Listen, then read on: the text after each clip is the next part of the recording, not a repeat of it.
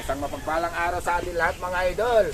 Ayan at dahil sinasabi nilang pupunta dito si Bagyo Buwan, kaya magpakain na tayo. Pero may similya kasi tayo na pwede nang itanim. Kukunin natin mamaya at magtatanim tayo mga idol. At sinecheck up ko rin itong mga tanim natin na gulay. Dahil yun nga, sabi nila malakas daw. At sa ngayon, sobrang lakas na ng hangin dahil sabi nila 9-10 darating dito sa Ilocos yung bagyo. Pero sana hindi darating dito mga idol yung bagyo. Yan. Kaya magpakain muna tayo mga idol. Bago tayo magtanim.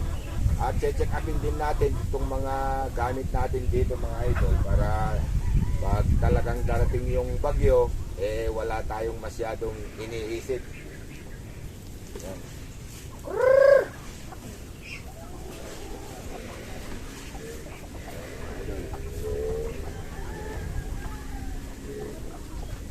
Napakain na natin itong mga alaga natin. Ayan. At sobrang hangin na dito mga idol. Tignan nyo dito sa taas ng ating alagaan. Ayan. Sobra hangin. Mahangin na. At iaayos natin itong mga pagkain ng mga alaga natin na stock natin. Ayan. At eto. Tinitignan natin kung anong gagawin natin dito. Sa bagay, pag bumagyo talaga, wala tayong magagawa dito sa mga tanim natin na gulay kahit nag-uumpisa pa lang na mamunga itong mga tanim natin. Yan.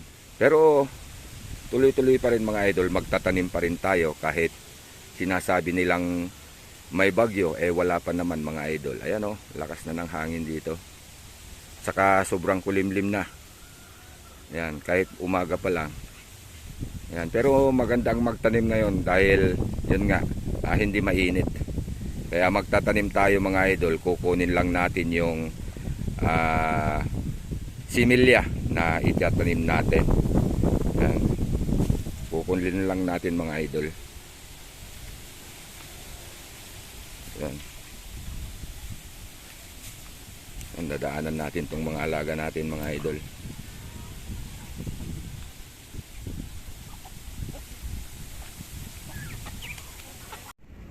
Ito mga idol, ang itatanim natin ngayon. Ito, talong at saka sili. Yan yung sili. Pero hindi sabay-sabay na ititanim natin to mga idol. Pag may oras tayo na magtanim tayo mga idol. Ayan. At magtatanim na tayo mga idol. Puntan tayo sa bukid. Dito natin itatanim to mga idol, itong talong.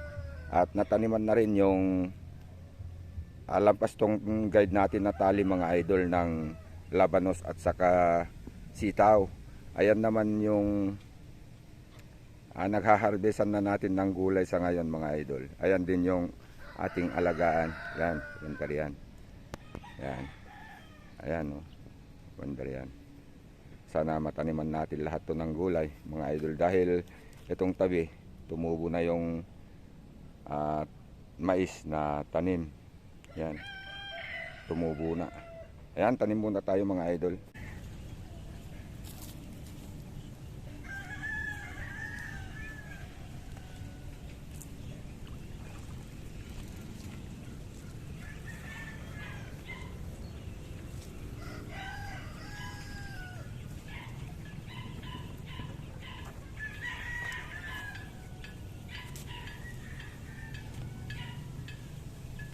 Yan, magtatanim na tayo mga idol.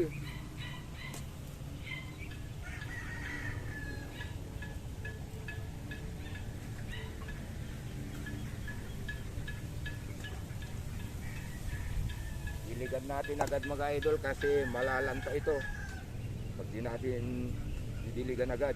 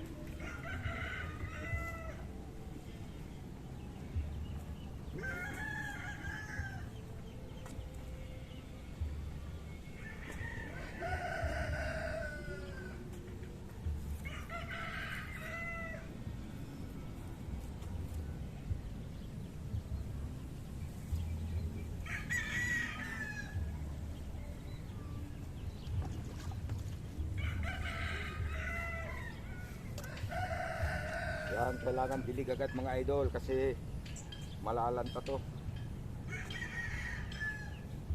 Kahit kunti yung pataniman natin, basta sigurado na hindi malalanta mga idol.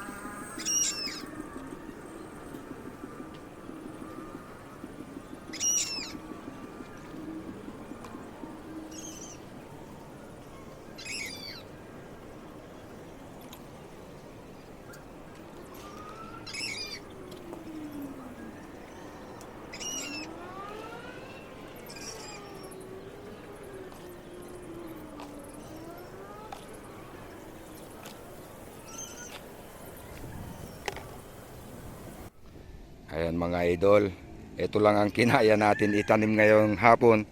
Ayan, dahil oras na naman ng trabaho natin mga idol. Itutuloy na naman natin sa susunod na araw mga idol. Ayan, at may kunting natira. Ayan.